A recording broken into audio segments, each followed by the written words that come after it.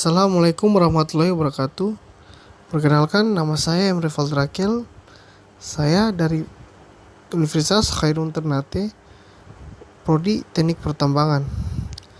Pada video kali ini saya akan membuat materi tentang pemanfaatan sumber daya alam secara bijak dengan memperhatikan aspek keberlanjutan.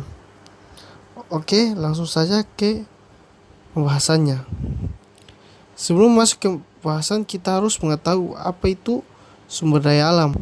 Sumber daya alam adalah semua kekayaan alam berupa benda mati atau makhluk hidup yang berada di bumi dan dapat dimanfaatkan untuk memenuhi kebutuhan manusia. Sumber daya alam dibagi menjadi 3, yaitu sumber daya alam yang dapat diperbarui.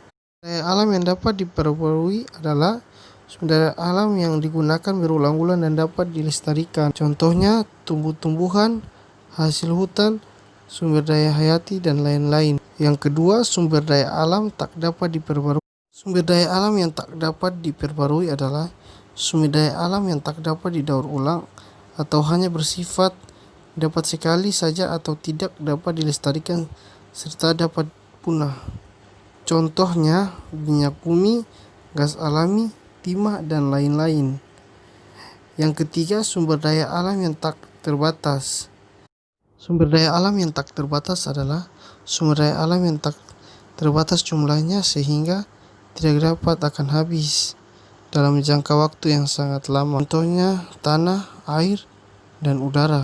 Sumber daya alam merupakan salah satu modal dasar pembangunan sehingga harus dimanfaatkan sepenuhnya dengan cara tidak dirusak.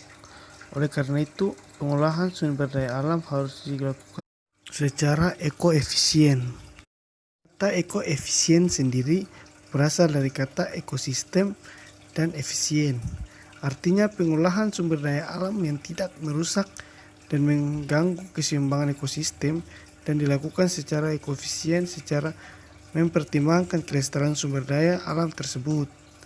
Ekoefisien dibutuhkan untuk memenuhi kebutuhan manusia serta memungkinkan generasi dan masa depan untuk mendapatkan dan menggunakan sumber daya alam secara merata. Prinsip ekoefisien yang pertama, menghemat sumber daya alam yang digunakan.